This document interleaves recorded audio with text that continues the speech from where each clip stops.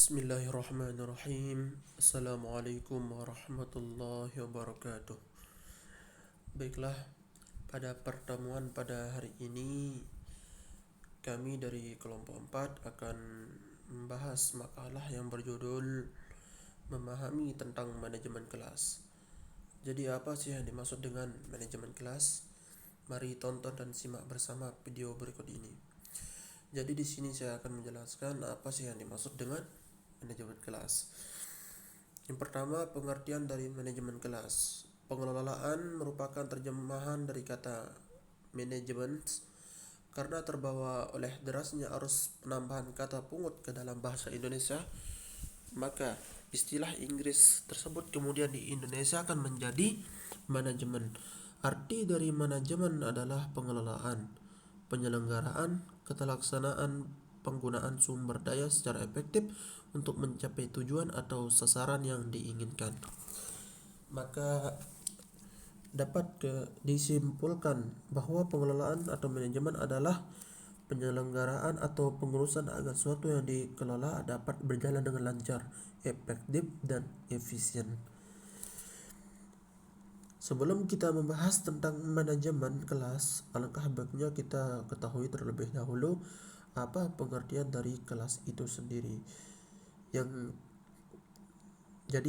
di atas tadi itu kesimpulan dari manajemen. Sekarang kita membahas kelasnya. Di dalam didaktif terkandung suatu pengertian umum mengenai kelas, yaitu sekelompok siswa pada waktu yang sama menerima pelajaran yang sama dari guru yang sama pula. Sedangkan kelas menurut pengertian umum dapat dibedakan atas dua pandangan. Ingat ya, pembedaan kelas tersebut ada dua, yaitu pandangan dari segi fisik dan pandangan dari segi siswa. Di samping itu, Hadari Nawawi juga memandang kelas dari dua sudut, yakni yang pertama, kelas dalam arti sempit, yaitu ruangan yang dibatasi oleh 4 dinding, tempat sejumlah siswa berkumpul untuk mengikuti proses belajar mengajar. Kelas dalam pengertian tradisional ini mengandung sifat statis karena sekedar menunjukkan pengelompokan siswa menurut tingkat perkembangannya, antara lain berdasarkan pada batas umur kronologis masing-masing. Yang kedua, kelas dalam arti luas, suatu masyarakat kecil yang merupakan bagian dari masyarakat sekolah, yang sebagai satu kesatuan diorganisir menjadi unit kerja yang secara dinamis menyelenggarakan kegiatan belajar mengajar yang kreatif untuk mencapai suatu tujuan. Jadi dapat diambil kesimpulan bahwa kelas diartikan sebagai ruangan belajar atau rombongan belajar yang dibatasi oleh 4 dinding atau tempat peserta didik belajar, dan tingkatan grade. Ia juga dapat dipandang sebagai kegiatan belajar yang diberikan oleh guru dalam suatu tempat, ruangan, tingkat, dan waktu tertentu. Setelah berbicara tentang pengertian dari manajemen dan kelas di atas, maka di bawah ini para ahli pendidikan mendefinisikan manajemen kelas. Antara lain, Dr. Hadari Nawawi berpendapat bahwa manajemen kelas diartikan sebagai kemampuan guru atau wali kelas dalam mendayagunakan potensi kelas berupa pemberian kesempatan yang seluas-luasnya pada setiap personal untuk melakukan kegiatan-kegiatan yang kreatif dan terarah, sehingga waktu dan dana yang tersedia dapat dimanfaatkan secara efisien untuk melakukan kegiatan-kegiatan kelas yang berkaitan dengan kurikulum dan perkembangan murid.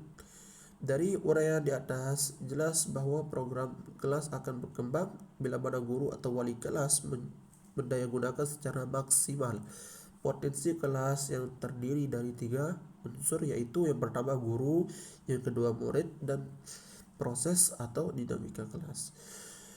Jadi pembahasan selanjutnya tadi yang tadi itu pengertian, sekarang tujuannya. Tujuan manajemen kelas ialah pengelolaan kelas yang dilakukan guru bukan tanpa tujuan. Karena ada tujuan, itulah guru selalu berusaha mengelola kelas.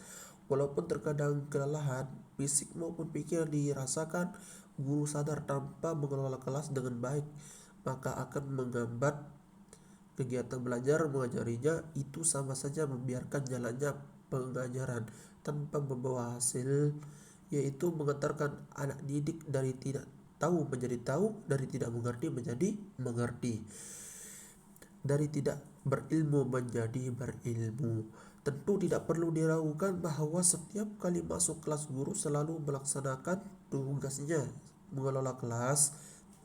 Pengelolaan kelas dimaksudkan untuk menciptakan kondisi dalam kelompok kelas yang berupa lingkungan kelas yang baik, yang memungkinkan siswa berbuat sesuai dengan kemampuannya.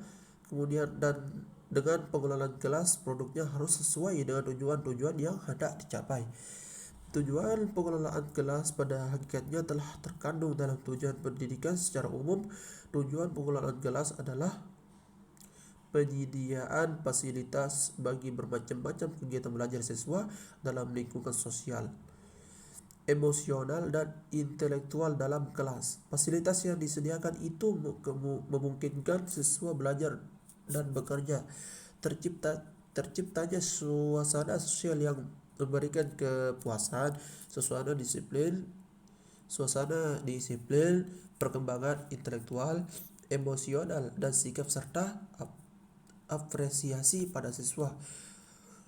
Tujuan manajemen kelas yaitu ini tujuannya ya. Yang pertama, agar proses belajar mengajar dapat dilakukan secara maksimal sehingga tujuan proses belajar mengajar dapat dicapai secara efektif dan efisien. Yang kedua, untuk memberi kemudahan dalam usaha memantau kemajuan peserta didik dalam proses belajar mengajarnya. Yang ketiga, untuk memberi kemudahan dalam mengangkat masalah-masalah penting untuk perbaikan proses belajar mengajar pada masa mendatang. Pembahasan selanjutnya ialah prinsip pengelolaan kelas. Prinsip-prinsip pengelolaan kelas merupakan konsep-konsep yang harus diterapkan di dalam proses belajar mengajar.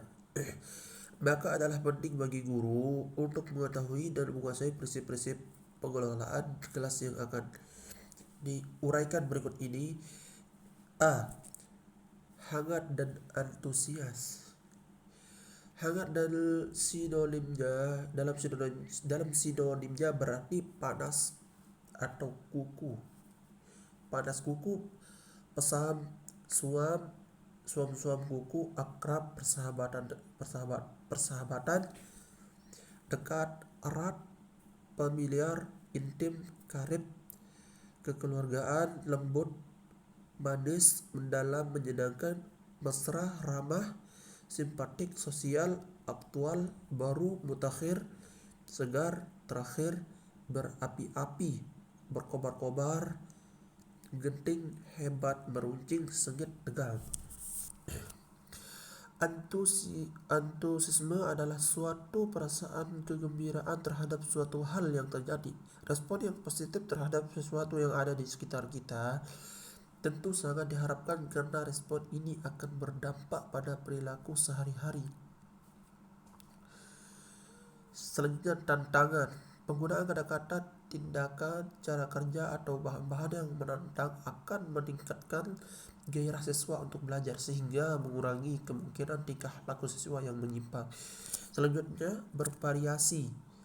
Penggunaan alat atau media yang beragam akan membuat banyak interaksi antara siswa dan guru sehingga akan dapat meningkatkan perhatian siswa, apalagi bisa penggunaannya bervariasi sesuai dengan kebutuhan sesaat.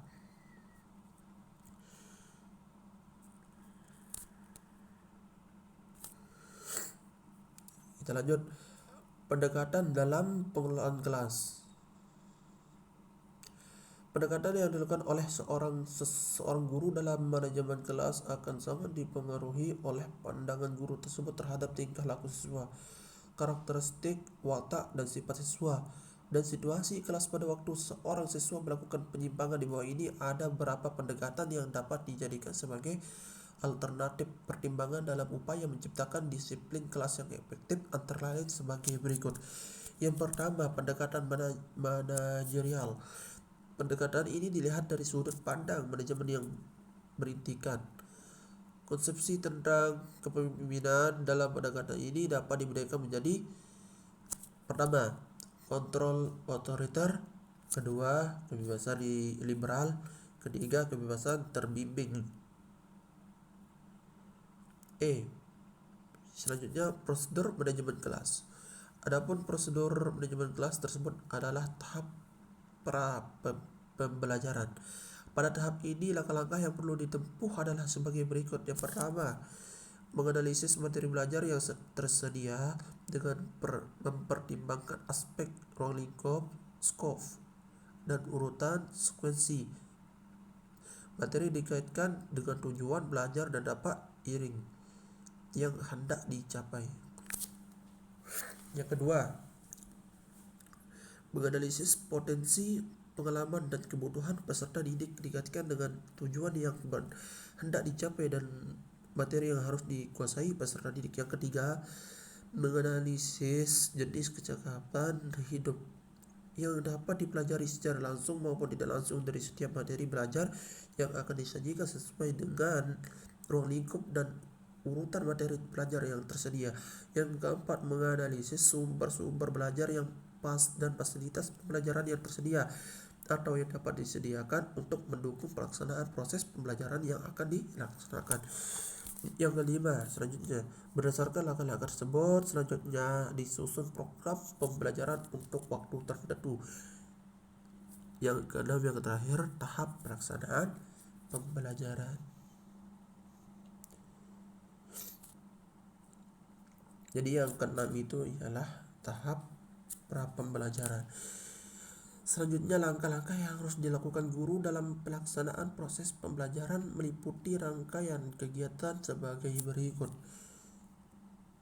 Yang pertama,